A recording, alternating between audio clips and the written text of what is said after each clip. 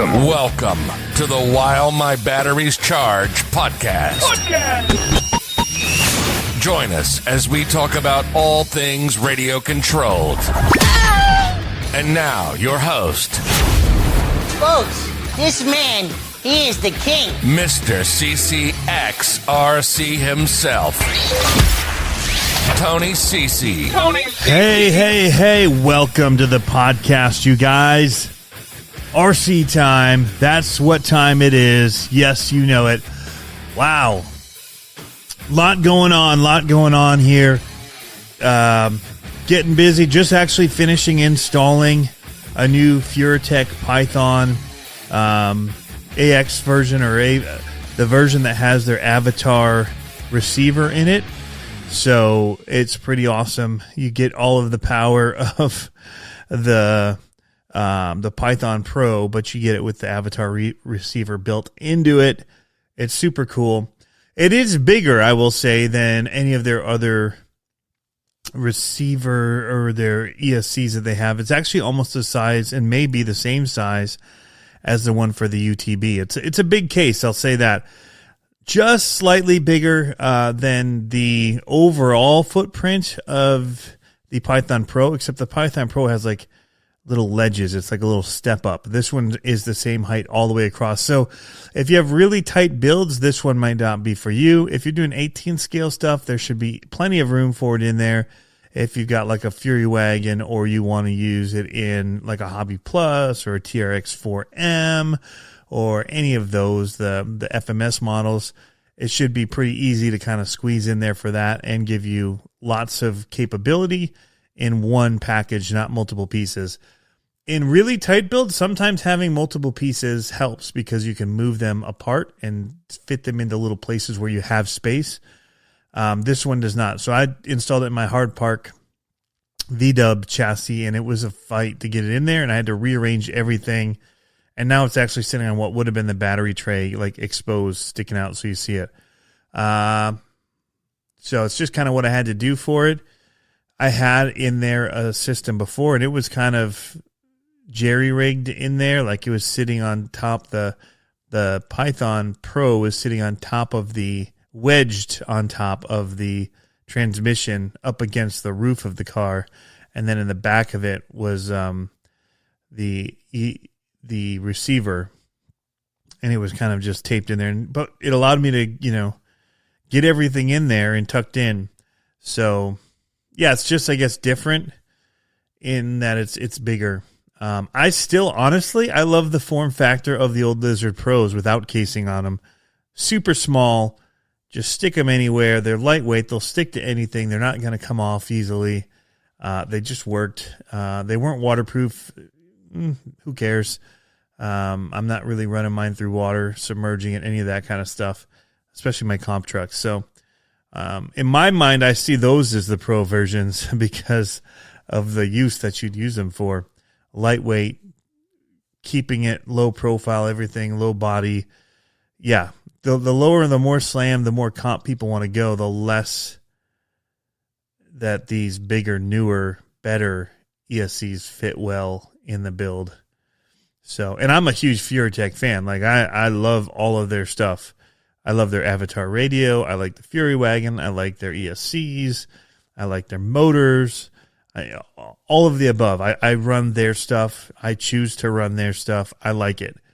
That said, the bigger stuff is getting harder to work with as we're trying to make our trucks smaller and tighter, or maybe you're somebody that does all the really scale stuff like Jason's RC and other people that really like to do, if you had a cab only body, you'd be in trouble. This would not fit. So that's just something to think about. And I hope that they don't do away with the Lizard Pro form factor in the sleeve, because I think there's still a market for it. Now, I would love for it to have a little bigger BEC and still do the same kind of thing, but we'll see if that is something they do or not. But for me, that's Pro. Like, I don't need all the extra stuff. Wrap it in shrink wrap. They can, keep it tight, keep the form factor small. And that's what I see as the Pro version. The rest of this is making it more sellable to the Horizon Hobby market, the A-main market, whatever, more mainstream, I guess. But for those of us that have been doing this for a while and don't mind and actually prefer not having the casing, I hope that they keep those old ones around. So I will make sure that they know how I feel about it. Because, I was really struggling, a little frustrated trying to fit this thing in. And they sent it to me, so all disclosure, they sent it to me to review. They know I love the Avatar radio. I love the Avatar four-wheel steer radio. And I'm not just saying that. If you go to Reaction or anybody that you see in the Reaction videos or whatever when we're doing the comps, and you ask them in the groups, does Tony really use that thing, or is he just blowing smoke up ours? I really do. I really do, and I talk about how much I like it when I'm there and how comfortable it is and all of those things. It is my favorite feeling radio that I have. 10th scale size or not, I like it. It's more comfortable than any of my other radios, any of them. Just so comfortable to use. But yeah, trying to get it all to work in this was a little bit problematic. Not the end of the world. Got it. Got a video coming on it. And in that video, I do mention it was, this may not be for everybody depending on your builds. It also means that you don't have a receiver you can just pull out really quick and stick in a different truck if you need to just, have one that you drop in because your other radio died or whatever. So there are benefits and there are negatives. There's positives and negatives to it. I think that the real negative is that the goal is to make it so that it fits smaller because you have less things. But in reality, it's so much bigger. And then you have to have these dongles, and those dongles have where you plug in your wires, which is a big, black connector that then you have to try to figure out what to do with the extra wiring. And now this other big floating plastic piece that's in there where you got moving parts and drive shafts and potentially spur gears that are exposed and whatnot, So, so for something that the biggest benefit of combining is to reduce space, which a lot of times happens in the bigger 1/10 scale world when they do those larger ESC receiver combos, they bring down the form factor. This actually, I think, makes it bigger because when I had the Little Lizard Pro and I had their tiny caseless receiver module, I could just, stick it right on top of that. And it was still a smaller form factor. So yeah, interesting. But it is waterproof. That's nice. It does have the bigger BEC. That's nice. Positive. Casing's really nice on it. If you do want to be able to have a flat casing that you can stack stuff on or whatever, that's nice. Again, I think it's a great combo for a bigger build, or say, that's where I would say it. So, but yes, also the Hardpark vDub, awesome, love it. RC Steve 710 links, very nicely done. 3Flow 9 steering links, awesome with the little bearings on the front, so when you hit stuff, it allows your steering link to kind of roll instead of stick into it, dig into it. It kind of rolls off of and up rocks. Fantastic. Loving that build. The trio wheels, we inverted them so that they were their deep dish wheel, and we flipped it. The hexes on those actually screw in, so we unscrew it, flip it around to the other side, and screw them back in. And so then you have a really, the offset is just so narrow then because of, it makes it your wheels narrower, closer together. I don't know the right way to say it, whether it's negative offset or whatever you want to say. It's, So very cool with those trio wheels. I do have the Hardpark wheels I need to assemble that are going to go onto that rig as well. And they are supposed to be even narrower. So it's going to be insane. But, I really like the Hardpark stuff. Super quality. Hopefully one day I'll get my hands on one of the ready to runs when they get them into production and going. And That'd be really cool to see how something completely done from them and built by them works, because they make such quality, cool crawler stuff. I missed out on the first run of them. They sold out so fast. It was crazy. So that's done. Blake Shipman from RC Rolla challenged me to a backflip challenge on Instagram, which is pretty cool. If you don't follow him, go give him a follow. He's on all the socials. RC Rolla. You'll know it because the logo looks like the RC Cola logo. And he challenged me to backflip one with the LMT Minis.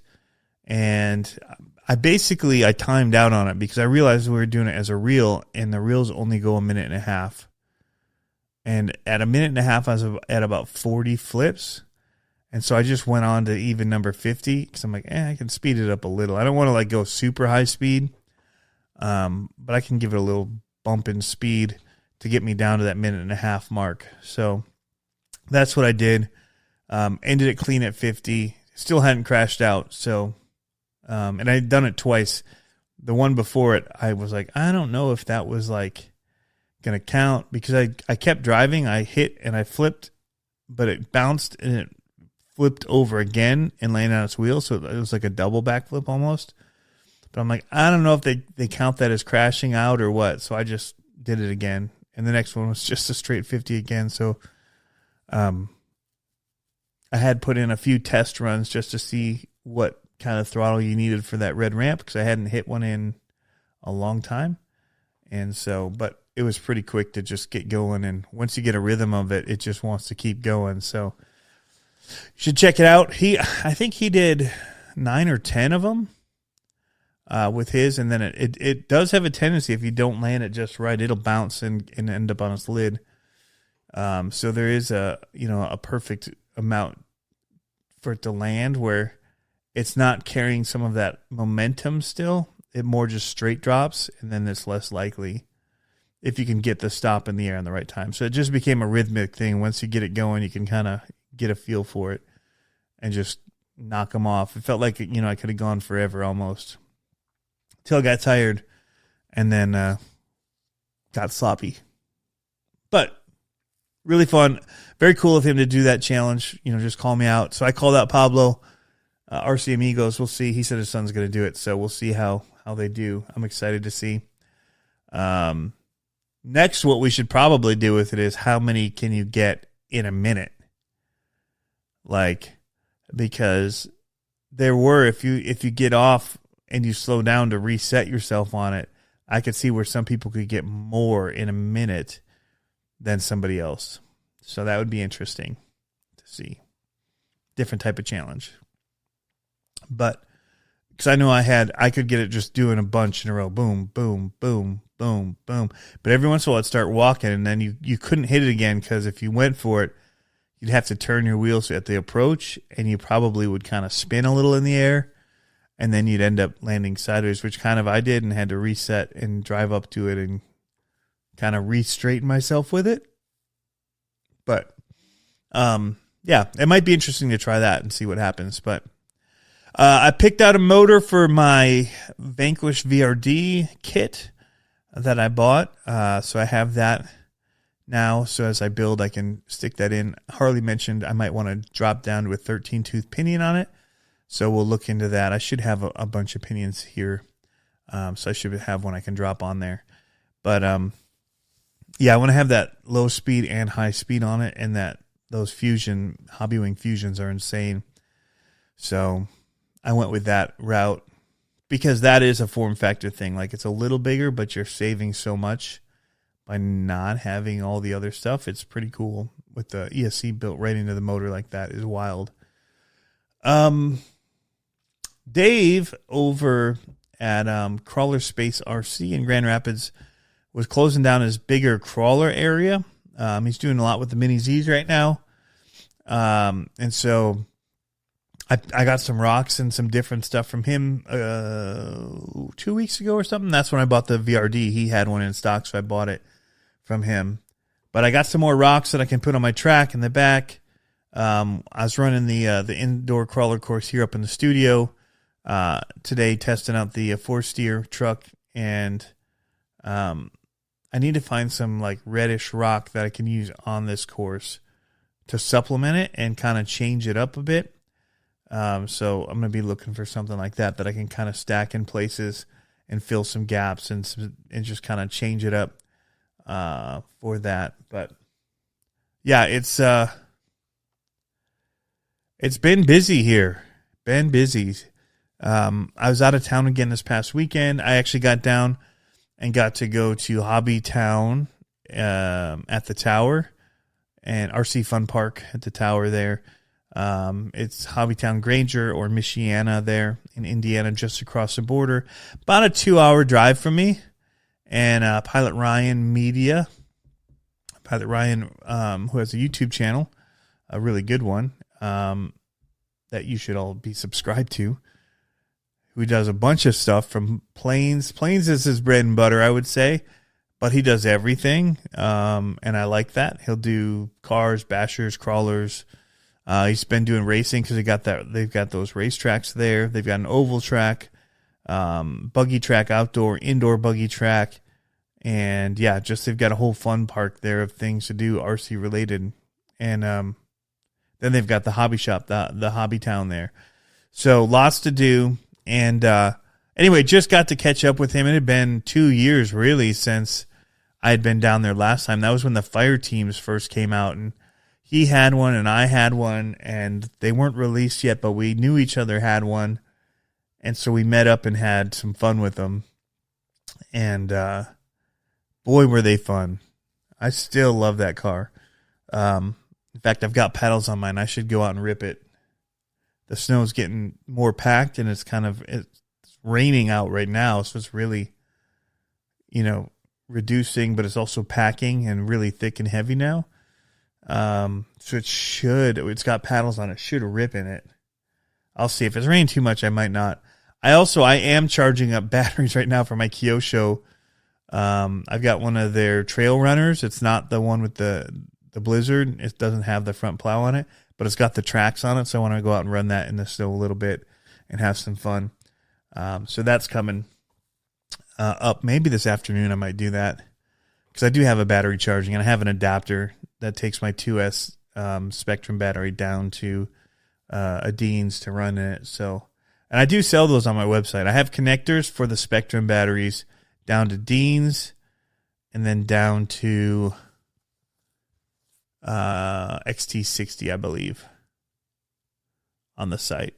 Because those are what I always have to convert to, so I figured I always lose them. I wanted to have a whole bunch of them, so I bought a whole bunch of them, and so I sell them on the website as well for anybody that runs Spectrum batteries but gets new vehicles that they don't feel like soldering new ends on. So, what else? What else is happening? So VRD's got to get built. I may do a live stream build of that. I'm not sure yet. It helps me to keep motivated to build, to do that. And if I don't get to it, my buddy Travis, who you see in the 24 scale crawling stuff in his cars all the time, and who helped me build the outdoor crawler course here, had offered to help me build it. He actually helped me build my Unimog. I still have to do the paint on it and all that to finish it out, but he built it for me, my kit, my UMG kit. And I need to pay somebody to paint that for me. Something cool. Because it's too cool to mess up the paint job on it, and I know I want it to be done well. So I got to think about that, like what I want it to look like, and then get that done. Because I think if I had that built, that would be my trail truck to always use. I just love how they look. Especially the one that Scale Metal Supplies had done work on. Holy cow, that thing was fantastic. Even the greens and stuff that I love. So yeah. I need to find somebody that'll paint me something cool with it in green. Green and black and white. Something to think about. And I got to figure out what motor and electronics and all that to go in it. But I've also got to build out this VRD. So that's kind of weighing on me as something I got to get done. So many projects. Not enough time, especially now that I'm working so much. But I'm loving it. Man, I haven't played guitar this much in so long, and I can see like so much of it coming back now. The calluses are back for sure. But just, the scales and all that are starting to come back pretty well. And then the picking, getting into individual spots and where you want to hit, like intentional, not just kind of like, I got those in the chord and it works because it's in the chord, but it's more intentional about making sure that you're hitting the string that you want to be hitting in those moments. And so I'm just getting to know my guitar really well again. So that's been pretty cool. Because a lot of that had kind of drifted. I hadn't played much in 15 years or so, just very unregularly, like almost 2 years since moving here. I didn't pull my guitar out of the case once. I'd play ukulele, I'd play bass, but I didn't touch my guitar from when we moved from Virginia until this past August. So, but yeah, straight up 2 years, pretty much. Just, I didn't even know where it was. It was still in the case. Like so many things after the move, we had so much stuff. I had so much stuff. We left so much behind and sold so much. But my RC boxes and all that kind of stuff and the CDs that I just refused to get rid of, just boxes and boxes. There's just in these little alcoves, there's so many boxes still that I don't even know what's in them anymore. And I need to start opening them and looking. But it's moving's tough. And you realize the things that you use and don't use very often afterward. When you're like, where is that thing? Like it used to be out so I'd see it. But now I have no idea where it is because I haven't done anything with it. And it's just, it's not even something I need. I should just find it and then sell it because I don't need it anymore. But yeah, it's just funny how life is that way. And so it's been good. I've been working a lot, been loving it. I'm getting back up into the studio here more often. Now that the snow melted, I've been up here the last 2 days. It's good. It's cold up here right now. In fact, my feet are freezing because I took off my boots so I wouldn't get water all over the floor and everything. And I'm walking around in socks and my toes are freezing right now from sitting on the floor with the garage below me being open and not heated as well. So I'm struggling out here for you guys in order to do this. But so new content coming. I'm still trying to figure out how to film some of these 24 scale comps and make them into cool, interesting videos, because that's my favorite thing to do right now are the 24 scale comps. Love going to them, love hanging out, love whatever, just running the trucks. I love working with the trucks. I love the scale. I love everything about it.